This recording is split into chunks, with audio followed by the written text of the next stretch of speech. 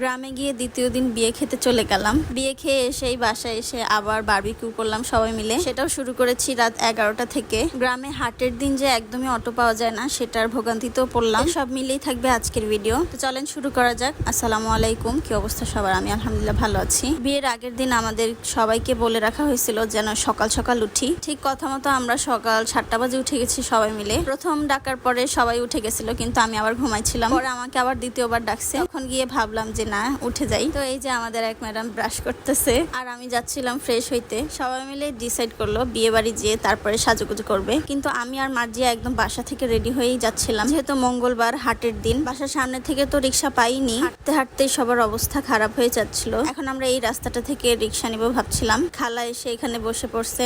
আমরা সবাই মিলে ওয়েট করছিলাম যেন একটা অটো পেয়ে যাই। প্রায় 40-50 মিনিট পর আমরা একটা অটো পেলাম। তাও ভাড়া হচ্ছে ডাবল করে দিতে হবে। মার্জিয়া বাবুর চিন্তা করে আমরা ওই অটোতে উঠে তারপরে চলে গেলাম। জান্নাত ওদের একটু ওয়েট করা লাগছিল, ওরা আমাদের পরে আসছে, কারণ একটা অটোতে তো এত মানুষের জায়গা হবে না। ফাইনালি আমরা ওই বাড়িতে চলে আসছি আর এসে দেখি ওখানে রান্না বাড়া হচ্ছে। দেখে বোঝাই যাচ্ছিল রান্না বাড়া শেষ প্রায়। ওরাও সাজুগুজু করে নিল। সেদিন এত গরম ছিল যে আমার মেকআপ গলে গলে পড়তেছিল, যেহেতু অটোর জন্য অনেকক্ষণ দাঁড়ায় থাকতে হয়েছে। আমরা আবার বাসা থেকে বের হয়ে এই ঘর ওই ঘর করছিলাম। মানে যাদের বাড়িতে বিয়ে খেতে গিয়েছি তাদের আশেপাশেই হচ্ছে আরো আত্মীয়দের বাড়ি ছিল মার্জিয়াদের। আমাদের এখানে কেউই চিনে না। এবারই ও বাড়ি ঘুরে এসে আমরা আবার এখানে এসে বসে পড়লাম। সবাইকে খেতে ডাকলো, আমরা সবাই খেতে চলে গেলাম। খেতে বসে এত পচা গরম ছিল যে সহ্য করা যাচ্ছিল না। আমি তো আরো হিজাব পরে বসেছি, যার কারণে আমার খুবই কষ্ট হচ্ছিল। খাওয়া দাওয়া শেষে আবার এসে বসে পড়লাম আমরা এখানে। আমরা সবাই মিলে আবার একটু বের হলাম। সবাই মিলে একটা ট্রেন্ডিং ভিডিও বানালাম, যেটা আপনারা অনেক আগেই দেখেছেন। আবার একটু আগে বড় এসেছে, যার কারণে বাহিরে আসা।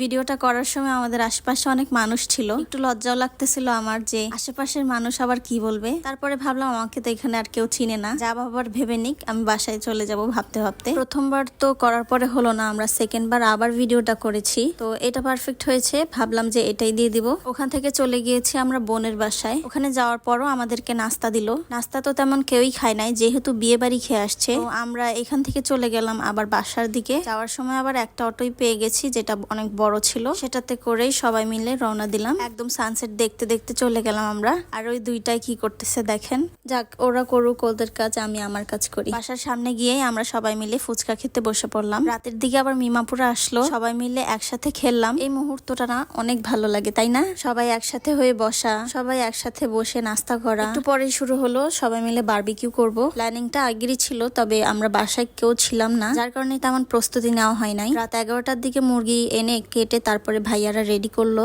আমি আপনাদেরকে টাইম দেখাচ্ছিলাম, এই যে দেখেন 11টা 12 বাজে। যেহেতু মামা চলে গেছিল এই মুরগি টুরগি আনতে, তাই ভালোই লেট হয়ে গেছে। হুটহাট প্ল্যানিংই না আমার কাছে অনেক ভালো লাগে। আম্মু এখানে পানি বসায় দিল রুটির জন্য। এই পাশে রুটি বানানো হবে আর অন্য সাইডে আবার মুরগি পোড়া হচ্ছে। আর দুই জান্নাত মিলে দেখেন কি করছে। আর সবাই বসে বসে যে যার মতো গল্প করছিল। এখানে দেখতে পাচ্ছেন আটা সিদ্ধ করা হয়ে গেছে। আমি আবার দেখাচ্ছিলাম এক সাইডে রুটি ভাজা হচ্ছে আর এক সাইডে বারবিকিউ করা হচ্ছে। আর এগুলো দেখলেই তো লোভনীয় লাগে, তাই না? ভাইয়ারা ভাইয়াদের মতো কাজ করছিল, আমি আবার এখানে গোল করে দিচ্ছিলাম। ভাবি রুটি বানাচ্ছিল, মিমাপু রুটি বানাচ্ছিল। আসলে এইসব কাজ না পিকনিকের মতো কাজ, সবাই মিলে করলে না এগুলো জলদি হয়, তাই একটু হাতে হাতে করতে হয়। যেহেতু লাকড়ির চুলা, এইটাতে তো আরো বেশি তাড়াতাড়ি হয়ে যাবে। আমি আবার একটু রুটি ভাজতে চলে আসলাম। এটা ছিল লাস্টের দিকে। এই ভাইয়া আবার এখানে বারবিকিউ করছে। সবকিছু মিলায় না ভালোই লাগছিল। সবার খাওয়া শেষ প্রায়, আমরাই বাকি রয়ে গেছি। তখন বাজে 1টা 16। সবগুলো বারবিকিউ হওয়ার পরে আমরা কাজিনরা সবাই মিলে একসাথে খেলাম। আমাদের বিক্রমপুরের ঘর তো জানেনি কেমন হয়। আমি 2 তলায় শুয়েছিলাম, তো জানালা দিয়ে দেখলাম ওরা দুইজন মিলে ওয়াশরুমে যাচ্ছে। আমি আবার ভিডিও করে রাখলাম।